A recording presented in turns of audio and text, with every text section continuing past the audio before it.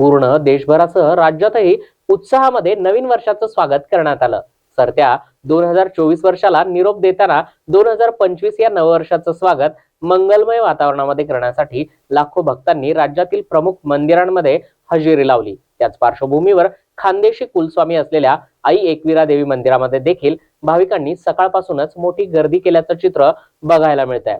खानदेशची कुलस्वामिनी असलेल्या आई एकविरा देवीच्या दर्शनानं नववर्षाचं स्वागत भाविकांनी केलंय। हे वर्ष सर्वांना सुख, समाधान आणि निरोगी राहो अशी प्रार्थना काही भाविकांनी केली आहे। त्यामुळे येणारं वर्ष हे सुखी समाधानाचं राहो अशी प्रार्थना एकविरा देवीचे विश्वस्त सोमनाथ गुरव यांच्याकडून देखील साकडं देवीकडे मागण्यात आलं आहे।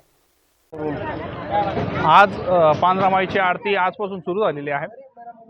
एकविरा देवी संस्थान आणि पांजरा नदी सेवा समिती यांच्या संयुक्त विद्यमानाने आजपासून पांजरा नदीची आरती सुरू केलेली आहे। प्रत्येक मंगळवारी ही आरती होणार आहे। सुरुवातीला गणपतीची आरती, त्याच्यानंतर भगवान शंकराची आरती आणि मग नंतर पांजरामाईची आरती सुरू झालेली आहे। समितीचा एक हा जो उपक्रम आहे, पांजरा स्वच्छता व्हावी, निर्मळ व्हावी आणि बारमाही वाहत राहावी या अनुषंगाने हा उपक्रम राबवलेला आहे।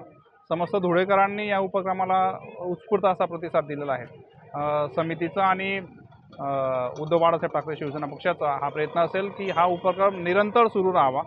आज समितीने एक रोपटं लावलेलं आहे, त्याचा वटवृक्ष व्हावा हा प्रयत्न असेल आणि एक दिवस असा येईल की पांजरा बारमाही वाहत राहील आणि त्याची आपण सन्मानाने आरती करत राहू। या उपक्रमाला धुळेकर नागरिकांनी दिलेला प्रतिसादाबद्दल आम्ही समितीच्या वतीने त्यांचे आभार मानतो आणि अशीच निरंतर प्रतिसाद धुळेकरांचा लाभत राहू अशी अपेक्षाही व्यक्त करतो।